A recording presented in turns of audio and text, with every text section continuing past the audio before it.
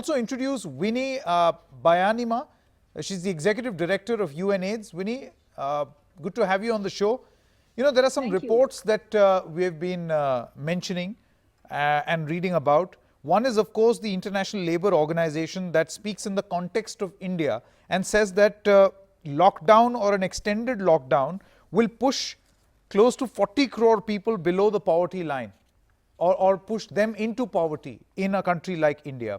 Unemployment in the country is going to, this is CMIE data in India, which says that unemployment will be at 23.4%. Do you suggest that with these indicators of large-scale unemployment, of poverty, this is bound to create a health complication as well, too difficult for a country to deal with? Absolutely. This is a human crisis at an unprecedented scale. It is devastating. It's taking away lives, it's taking away livelihoods, and it is destroying economies. So there are three aspects to it that we must fight at the same time: the loss of life, the health impact, the social and economic impact. 1 million cases, there are now more than 1 million cases across the world of people infected, 100,000 deaths passed, roughly 3 billion people, almost half of the world's population, is in some form of lockdown around the world.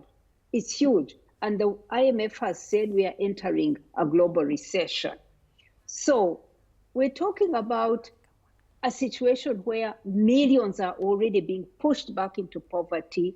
In your country alone, the millions in the informal sector who work and earn daily now don't have food to eat every day. It's huge. But we can get out of it. We can get out of it by taking the right measures, that is the prevention measures, the washing of hands, the isolation, and governments moving very quickly to beef up their health systems and begin to trace, isolate, treat. There's no other way. And we cannot come out of a lockdown before we are sure that we are controlling the epidemic. Now, that's a very significant point, Anjali, where Winnie says that you should not come out of a lockdown till such time that you are able to assure the people of healthy efforts as well as means of, you know, kickstarting the economy or getting them out of poverty. Absolutely. Now, that's a very tall ask. Absolutely. And I'm sure there are things that we as society, governments, everybody has learned from our earlier challenges. Winnie, what would you say, what kind of learnings can we take from the response the world had given to HIV? Well, we have learned a lot. 25 years of fighting an epidemic, HIV, we learned a lot. For example, we know that it is so important to empower communities and put them on the front line to fight.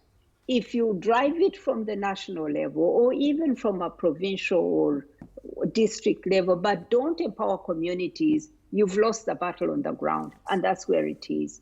Two, we know that you must never compromise on human rights, because actually the people who are most vulnerable are often the very ones whose human rights are trampled on in society. And if you don't start there by respecting their human rights, upholding them, you will never beat this epidemic.